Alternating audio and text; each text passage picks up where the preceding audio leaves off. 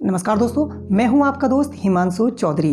काफ़ी घरों में आपने देखा होगा कुछ लड़कियां कहती हैं कि पापा हम यहाँ क्यों नहीं जा सकते, आप हमको क्यों टोका टाकी करते हो, और हम ये नहीं पहन सकते, हम ये नहीं कर सकते, हम वो नहीं कर सकते। मतलब काफ़ी शिकायतें लड़कियों की रहती हैं।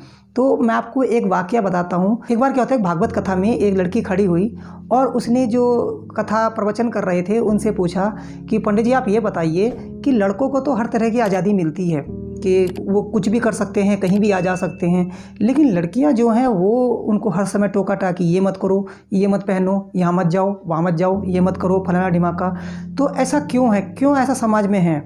तो पंडित जी ने दोस्तों उसको इतनी अच्छी बात बताई, मैं आपके सामने शेयर करना चाहता हूँ। उन पंडित जी ने कहा कि बेटा एक बात बताओ, आपने कभी देखा है मार्केट में कभी घूमते हुए जाओ तो जो सरिया लोहा इतने बड़े बड़े गाटर पड़े रहते हैं वो दुकानदार कहाँ रखता है? क्या दुकान के अंदर रखता है या ज़्यादातर दुकान के बाहर ही पड़ा रहता है? तो कह रही हाँ पंडित जी, तो दुकान के बाहर ही पड़ा रहता है, जो है आंधी मी बारिश सब कैसे ही है वो बाहर पड़ा रहता है ना, और उसकी कीमत पर कोई असर नहीं पड़ता है। वो बस बाहर अपना उसमें साकल वगैरह ताला मार देते हैं वो दुकान के बाहर, जो भी आपने कभी देखा होगा सरिये वरिये की दुकान के सामने, कि हाँ पंडित जी आप तो सही कह रहे हो। तो कोई कीमत पर फ़र्क पड़ता है कि ना, उतनी कीमत तो उसकी बराबर रहती है। तब पंडित जी ने पूछा कि तुम बेटा कभी किसी सुनार की दुकान में गई हो?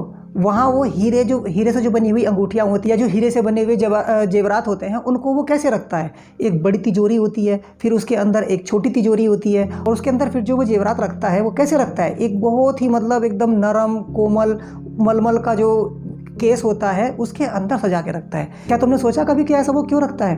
तो वो बेटी बोलती है कि हाँ पंडित जी, वो इसलिए रखता है कि जो हीरे से बनी हुई होती हैं, यदि वो उसको मलमल में ना रखे तो वो उस पर निशान पड़ जाएंगे और वो बेकार हो जाएगी।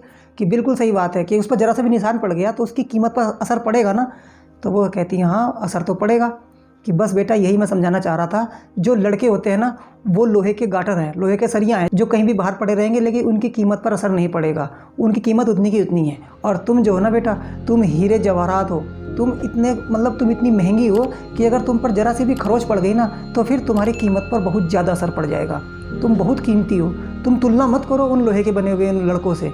उस लड़की की बात समझ में आ गई और जो वहाँ पर पूरे सभा बैठी थी उनकी भी आंखें छलछलाईं कि हाँ वाकई की इतनी गहरी बात पंडित जी ने समझाई है कि जो लड़कियाँ होती हैं कि वह एकदम हीरे जवाहरात के बने हुए गहनों की तरह होती हैं। अगर उन पर ज़रा सी भी खरोच पड़ जाती है तो फिर उनकी जो कीमत है वो बेकार हो जाती है। लेकिन लड़के जो होते हैं वो किसी लोहे सरिये की दुकान के बाहर पड़े हुए उस लोहे के समान होती हैं कि जो बारिश में भी चाहे उस पर जर लग जाए, कुछ हो जाए, लेकिन फिर भी उसकी कीमत पर कोई असर नहीं पड़ता है।